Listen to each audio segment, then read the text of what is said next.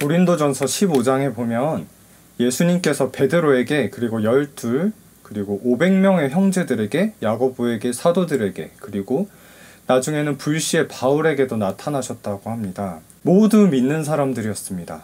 이스라엘에 나타나고 하는 그런 사실은 틀린 것입니다. 예수님은 이미 그들을 위해 심판을 선언하셨기 때문입니다.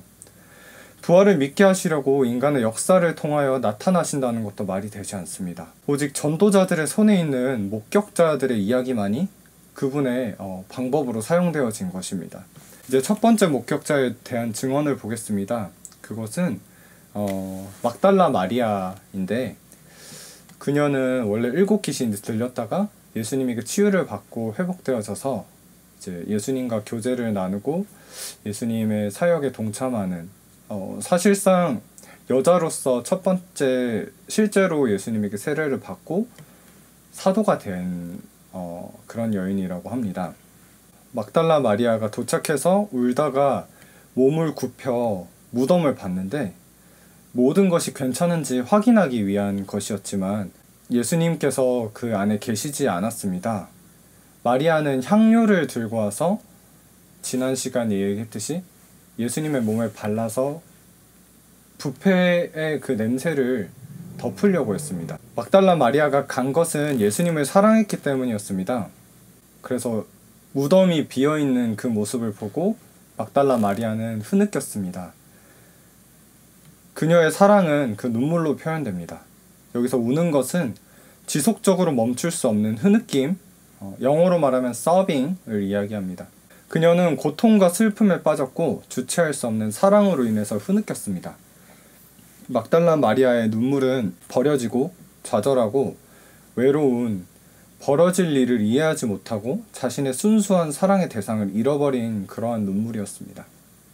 그리고 요한복음의 두 천사가 한 명은 예수님의 머리 쪽, 한 명은 발 쪽에 있었다고 증언하는데 누가복음 24장 4절에서도 두 명의 젊은이를 이야기하고 있고요.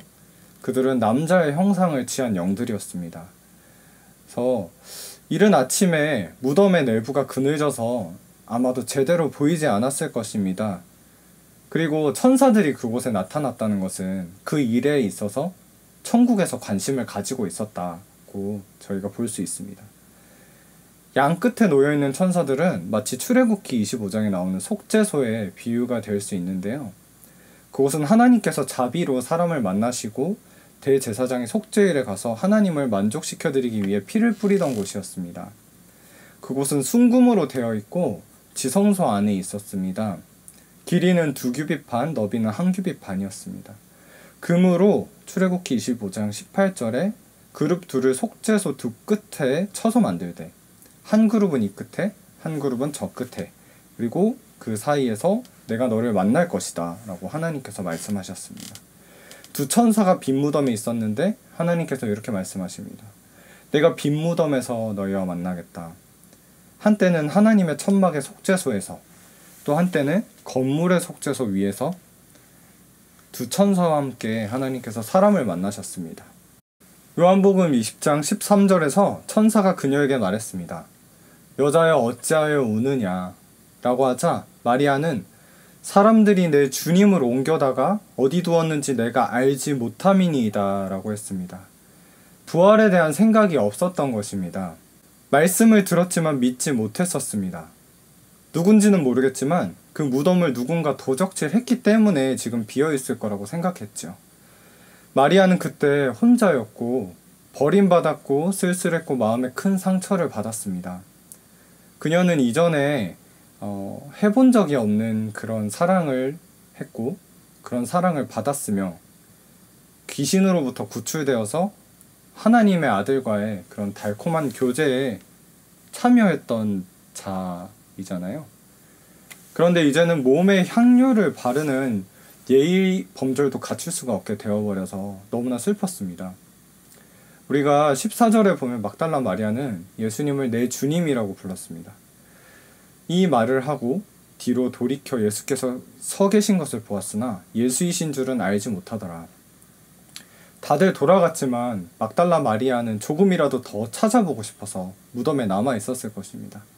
그리고 예수님께서는 부활하신 자신을 마리아에게 보여주시려고 무덤에 남아 기다리셨습니다. 마리아는 예수님에 대한 사랑으로, 그리고 예수님은 마리아에 대한 사랑으로 남아 있었습니다. 이 첫 번째 목격자, 이 여인, 이 아무것도 아닌 사람을 주님께서 기다리신 것입니다. 그녀의 생각에는 자신이 부활을 믿을 이유가 없다고 생각했습니다. 예수님은 자신을 드러내실 때 스스로에 대해 말씀하셔야 했습니다. 왜냐하면 예수님은 영광스러운 부활의 몸을 갖고 계셨기 때문입니다. 그것은 영원한 부활의 몸으로서 죽거나 썩지 않을 것이었습니다. 누가복음 24장에 엠마오로 가는 길에서 예수님께서 부활하신 날에 그 제자들과 만나시고 함께 걸어가셨는데 누가복음 26장 16절에 이렇게 나옵니다. 그들의 눈이 가리어져서 그인 줄 알아보지 못하거늘. 아마 예수님은 그들이 알던 모습과는 달랐을 것입니다. 고린도후서 5장 16절에서 바울이 이렇게 말했습니다. 비록 우리가 그리스도도 육신을 따라 알았으나 이제부터는 그같이 알지 아니하노라. 예수님께서는 나타나셔서 천사와 똑같은 말씀을 하십니다. 여자여 어찌하여 울며 누구를 찾느냐. 마리아는 동산지기인 줄 알고 요한복음 20장 15절에 주여 당신이 옮겼거든 어디 두었는지 내게 이루소서 그리하면 내가 가져가리이다. 그녀는 예수님을 보고도 동산지기인 줄 알았습니다. 이른 아침이고 아마 많이 울고 있어서 시야가 흐리기도 했을 것입니다. 요한복음 20장 16절에 예수께서 마리아야 하시거늘 마리아가 돌이켜 히브리 말로 라보니 하니 이는 선생님이라는 말이라. 랍비를 강조해서 말하는 말입니다. 예수님은 마리아야 라고만 말씀하셨습니다. 요한복음 10장 3절에서 4절에 보면 문지기는 그를 위하여 문을 열고 양은 그의 음성을 듣나니 그가 자기 양의 이름을 각각 불러 인도하여 내느니라. 자기 양을 다 내놓은 후에 앞서가던 양들이 그의 음성을 아는 고로 따라오되 마리아는 그 음성을 알았습니다. 예수님께서 자신을 부르시는 방식도 알고 계셨습니다. 그분께서 여러분들의 이름을 아십니다. 우리 선생님들의 이름을 아신다는 거죠. 마리아는 히브리어인 미리암에 대한 아람어 이름이고 예수님께서 그 미리암이라고 마리아를 불렀는데 그때 자신을 부른다는 것을 알았던 것이죠. 그리고 바로 발 앞에 엎드려서 예수님의 발을 감싸 안고 엎드려서 경배를 했습니다. 이 마리아는 인생에서 가장 큰 충격과 슬픔에서 정반대로 폭발적인 기쁨과 감사를 경험했습니다. 그래서 마리아는 다시는 예수님을 잃고 싶지 않다는 마음으로 생각하면서 발을 붙들고 예수님을 못 보낸다 이런 식으로 행동을 했던 것입니다. 이것은 마치 아가서의 술람미 여자가 마음에 사랑하는 자를 만나서 그를 붙잡고 놓지 아니하였노라 아가서 3장 4절에 말한 것과 같습니다. 그런데 예수님께서는 17절에서 나를 붙들지 말라 그렇게 말씀을 하셨습니다. 내가 아직 아버지께로 올라가지 아니하였다. 나는 천국으로 올라가야 한다 라고 말씀하시는 것이죠. 요한복음 14장을 보면 그 다락방에서의 모든 담화 중에 나는 아버지께로 간다. 요한복음 14장 28절 그리고 17장에서도 내가 아버지께로 가오니 그리고 십자가에 달리시기 전부터 예수님께서는 이미 아버지께로 가기를 고대하셨고 아버지께로 가는 기쁨으로 십자가를 감당하셨던 것입니다. 그래서 예수님께서 천국으로 올라갈 예정이기 때문에 이렇게 말씀을 하신 것이죠. 예수님께서 천국에 돌아가시면 그때 성령을 우리에게 보내주시고 우리 안에 거해주실 것이다. 그러면 너희는 너희 안에 모든 평화와 기쁨과 능력, 즉 천국의 자원을 갖게 될 것이다. 그리고 예수님께서 제자들에게 찾아가시면서 요한복음 20장 17절에 지금 내 형제들에게 갈 것이다 이렇게 말씀을 하셨는데 예수님께서 원래 종이나 친구로 제자들을 표현하셨지만 형제라고 말씀하신 건 이번이 처음이었습니다. 원래는 형제라고 불릴 수가 없는 자들이 부활 후에는 형제가 된 것이죠. 그것은 예수님과 동일한 상속자로서 히브리서 2장을 보면 그러므로 형제라 부르시기를 부끄러워하지 아니하시고 11절에 보면 나와 있습니다. 하나님의 아들이라고 말하는 것은 유대교 개념으로 신성모독이었지만 예수님께서는 본인이 하나님의 아들이라고 말씀하시고 그리고 형제 자매라고 부르는 것도 같은 가족이 다 같은 개념으로 받아들여졌기 때문에, 그래서 신성모독을 하는 것인데, 지금 예수님께서 본인과 우리가 같다, 제자들이 같다, 이렇게 말씀을 하고 계시는 것이죠. 성령이 친히 우리의 영과 더불어 우리가 하나님의 자녀인 것을 증언하시나니, 자녀이면 또한 상속자 곧 하나님의 상속자요 그리스도와 함께한 상속자니 우리가 그와 함께 영광을 받기 위하여 고난도 받아야 할 것이니라. 형제라고 말할 때 우리가 그것이 예수님의 형제들이고 그분의 유산을 함께 받는다는 뜻입니다. 이제는 우리가 예수님 안에서 하나님과의 관계 속으로, 그 관계 사이 속으로 들어왔다라고 말씀을 하시는 것입니다. 여러분의 하나님이 그리스도의 하나님이시고 여러분의 아버지가 그리스도의 아버지이십니다. 마리아는 내가 주를 보았다고 전했으나 제자들이 처음에 믿지 않았죠.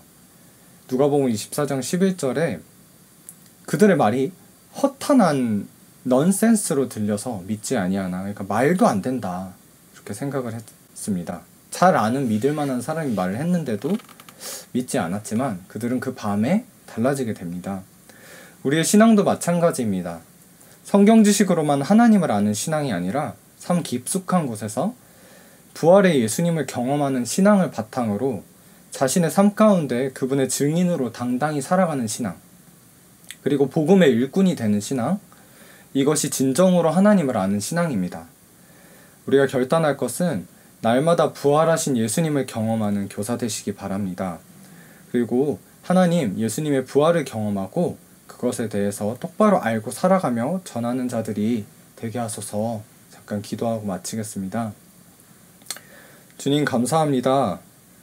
부활해 주셔서, 승리해 주셔서 우리가 이제 종이나 친구가 아닌 예수 그리스도의 형제요 자매요, 예수 그리스도의 계보에 참여하는 자들이 되게 하심을 감사합니다. 우리가 이 엄청난 진실을 간과하고 살아갈 때가 많습니다. 우리가 부활의 주님을 만나지 못하고 살아갈 때가 너무 많습니다. 하지만 이 진리를 바라볼 때 하나님, 우리가 누구이고 우리가 어떻게 살아가야 하며 우리가 짊어져야 할 책임이 어떤 것인지를 똑바로 알고 예수 그리스도 따라 살아가는, 결국은 저 영원한 몸을 입어 부활의 첫 열매가 되신 주님처럼 우리도 주님과 같이 되는 그런 자들로 저희들 인도하여 주시옵소서. 감사하며 예수님의 이름으로 기도드립니다. 아멘.